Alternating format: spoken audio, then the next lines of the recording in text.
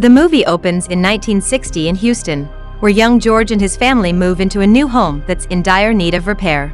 It doesn't even have electricity yet. One evening, their mother divides a single hamburger into 4 pieces for her children. Starving, George is eager to eat his share immediately, but his sister Mary insists they pray first. Reluctantly, George waits. After the prayer, he gulps down his piece in one bite. Noticing her brother's lingering hunger, Mary kindly offers him half of her portion, always seeing the best in him. That night, their mother sternly tells George that he cannot afford to be held back another year in school. It would be too hard to catch up. She pleads with him to avoid fights at school. The following day at school, George is met with stares due to his appearance.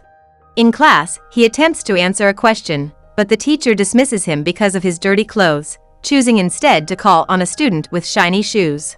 During lunch, George sits alone, devoid of food, while his classmates eat. One of them taunts him for not being able to afford even a piece of bread, and begins to treat him like a dog. Enraged, George punches the boy in the face. As the teacher arrives, he runs away. Years later, George and a friend are loitering outside a bar when a drunk man stumbles out. They decide to follow him, planning to rob him, but soon discover the man is a police officer in a sting operation. The police arrive and chase ensues. George escapes by hiding under a house, and the police arrive with a dog. George covers himself in sewage to avoid detection. The disguise works, and the police, along with their dog, fail to find him. On his way home, George notices an advertisement for Job Corps on a TV in a store window. The ad promises free food and drinks to those who have left school. Job Corps offers vocational training to help juveniles secure employment, and even pays its students. Excited, George shares the news with his mother, telling her he wants to join. She supports his decision, affirming that he has more potential than he realizes. A few days later, George arrives at the Job Corps in California. At the entrance, a guard outlines the rules for him. Inside, he immediately clashes with another guy, Desmond, over a bed. In his duffel bag, George finds a new pair of Converse sneakers and a note from his mother. Desmond watches him with envy. George struggles during his electrical class, drawing laughter from other students. He responds with a tough look, clearly used to resolving issues with his strength. The next day, Desmond is listening to music while George tries to study. Frustrated, George unplugs the record player. Desmond, sipping from his hip flask, offers George a drink, which he declines. However, during their conversation, they begin to bond. George's mood lifts when Desmond invites him to the chow hall. Eager to wear the new Converse from his mom, George is disappointed to find them missing.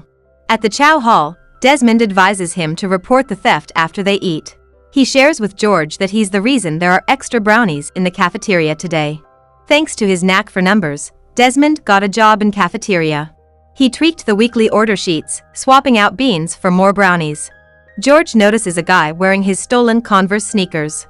As the guy sees George's glaring look, he panics and dashes off, locking himself in his dorm room. Undeterred, George breaks down the door and nearly throws the thief out the window. Just then, Doc, hearing the commotion, intervenes and breaks up the fight. Outside, George tries to justify his actions, explaining that his had worked hard to buy those shoes that were stolen. In the car, Doc presents George with 2 choices. He can either send him to jail or send him home.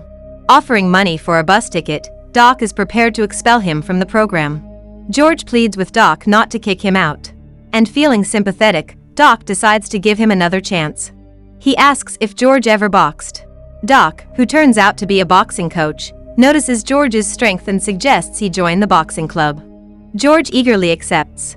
The next day at the gym, Doc introduces George to his sparring partner. George reacts poorly to his opponent's jokes, showing aggression, but Doc reminds him that they're not here to kill each other. George enters the ring. Meanwhile, being good with numbers, Desmond offers spectators to make their bets. When the sparring begins, George tries to hit hard, but his lack of technique makes him an easy target, and he is quickly knocked down, drawing laughter from the onlookers. Humiliated, George storms out and punches a heavy bag so hard that it falls, silencing everyone instantly. In the locker room, Doc calms George down, explaining that 6 months earlier, his opponent was as inexperienced as George is now. Doc assures him that with proper training, he can reach the same level. Frustrated, George mentions the laughter from the other guys, but Doc insists that he must ignore the opinions of others and focus on his training. Doc begins to train George rigorously, teaching him various boxing techniques and tactics. George finds footwork and coordination challenging, but Doc emphasizes that boxing is as much about strategic thinking as it is about physical skill. One day, George calls home, and the conversation goes well until he mentions he's learning to box.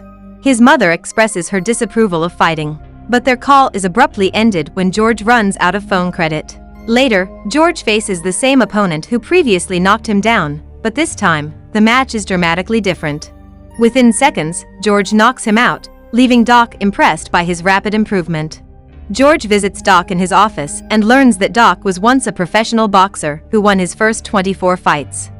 George shows him an article about Joe Frazier from a boxing magazine and declares his ambition to become the world champion. Doc, finding his eagerness endearing, advises him to temper his expectations and explains the extensive training required before competing at a professional level. When George inquires about the next Olympics, Doc informs him that although the Olympics are next year, he won't be ready to compete for another 5 years. The scene shifts to the following summer. George, now 19 and having trained for only 1 year, faces a more experienced Soviet boxer. Commentators doubt his chances, but his family watches proudly from home, their eyes glued to the TV. Everyone at the Job Corps rallies behind George, and even his mother, despite her reservations about the violence, joins her children in front of the television. George delivers several decisive blows, winning the gold medal effortlessly. His victory brings mixed emotions for his mother, who struggles with the violence of the sport while George, ecstatic, hoists the American flag. His siblings watch in awe, hardly believing that their brother has won his first Olympic gold medal at such a young age. The day after his victory, George proudly wears his gold medal as he strolls through his neighborhood.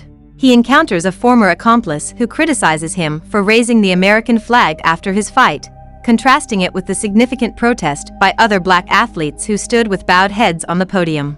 He accuses George of disrespecting their cause. Frustrated and hurt, George goes to his mother and vents to her, expressing his exhaustion with being labeled a sellout by those around him. She soothes him, and bolstered by her support, George vows to win the championship belt to earn everyone's respect. At the airport, George spots a stunning girl reading a sports magazine featuring him on the cover. He approaches her, and they strike up a conversation. Her name is Paula. As her flight is announced, she rushes off. George tries his best to get her number. She tells him to write his phone number, leaving him slightly flustered. "I'm the one supposed to be asking for yours."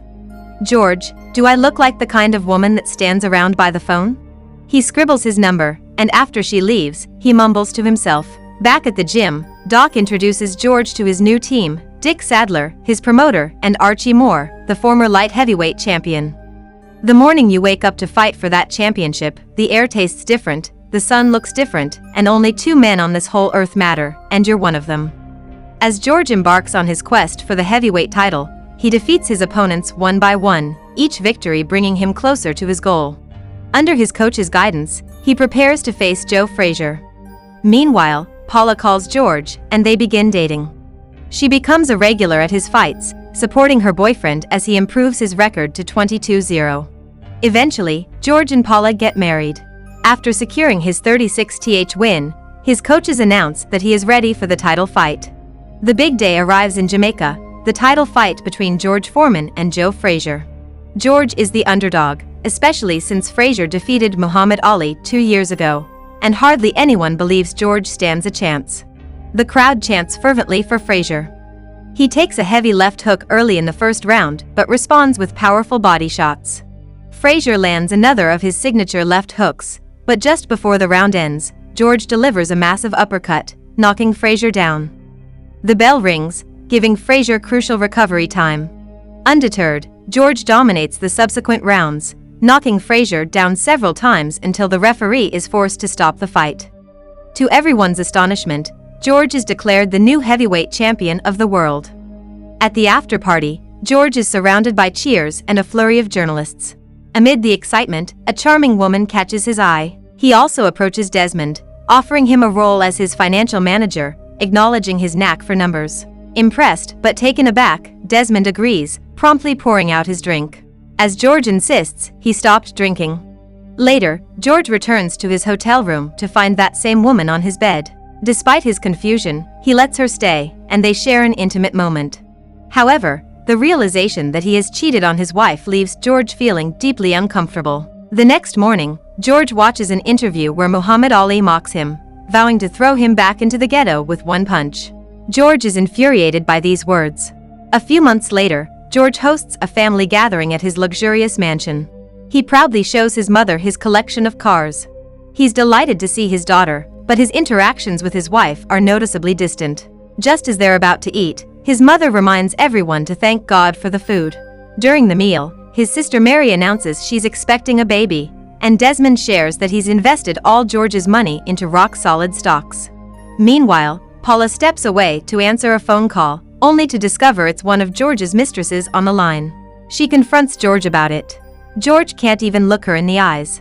George then travels to the Democratic Republic of Congo to fight Muhammad Ali. In this country, Ali is revered as a hero, and almost everyone supports him. At the hotel, George encounters Ali entertaining a crowd of celebrities with a stand-up routine mocking George, claiming that the sports writers will regret underestimating him. When George approaches, the audience anticipates a response. But he chooses to walk away in silence, leaving Ali to continue captivating the spectators. Due to Muhammad Ali's immense popularity in the country, the crowd chants the legendary phrase, Ali Bomay, which means, Ali, kill him. Despite this, commentators speculate that after Foreman's dominating performance against Frazier, Ali seems unlikely to stand a chance. As the fight begins, George takes control, landing several significant punches while Ali attempts to float like a butterfly and sting like a bee. Ali's continuous taunts and mockery only fuel George's anger. Throughout the fight, George aggressively pushes Ali against the ropes, delivering powerful punches.